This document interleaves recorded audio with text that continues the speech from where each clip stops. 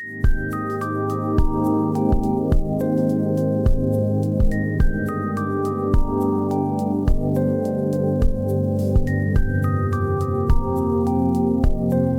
everyone, hope you're having a great day. I had a great day myself. I actually bought up the lease on my car, so no more worrying about miles, got a fresh new warranty, so it was a very good day for me. Today I just wanted to touch really quick about financing. Now, I know when it comes to buying a home, there are the few that are able to pay cash, which is great, but a majority of the clients that I run into usually need to finance the purchase, which means talk to a lender.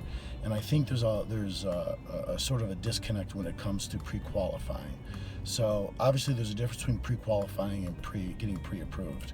To get pre-qualified means is that basically you just fill out an application, you submit that to the lender, they run the numbers and they say, okay, based on this information, it looks like they can purchase this amount of house. Versus getting a pre-approval, which means that you go through that process in addition to providing all the documentation, your taxes, W-2s, everything like that. You get everything set up and pretty much you're ready to go to underwriting. Then you're pre-approved. But for the most part, most real estate agents that have listings, they look for a pre-qual letter, which is required anytime you put an offer in for a house. So a lot of times I run into clients that are like, you know what, I'm just gonna go ahead and find what I'm looking for first. And then at that point I'll get pre-qualified. The problem with that is that we don't know what you can actually buy.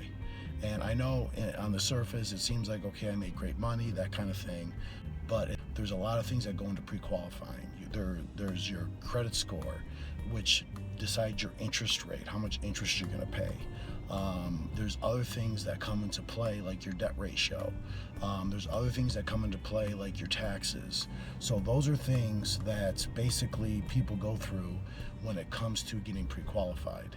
So you know, and there's a lot of deciding factors when it comes to an actual home. Some homes are different than others based on their HOA, based on their taxes. I've seen homes that are $420,000 that their payment is cheaper than a home that's $400,000.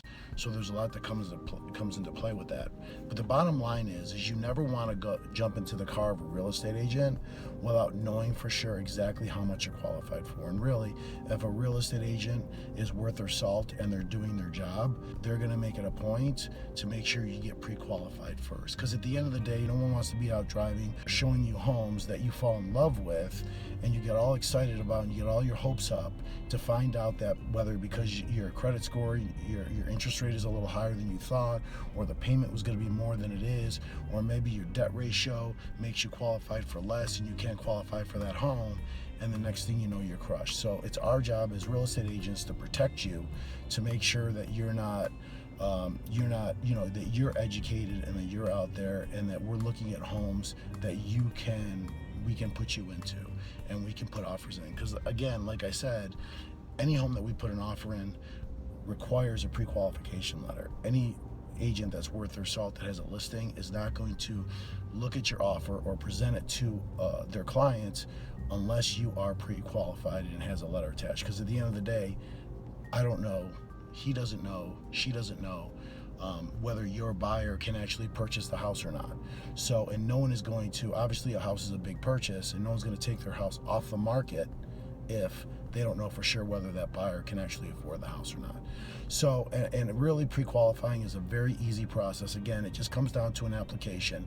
And really, if I talk to a client and they're like, you know what, Lewis, we're just not ready to go through the process of pre-qualifying, we just want to look at homes, that tells me that you're just not ready to buy.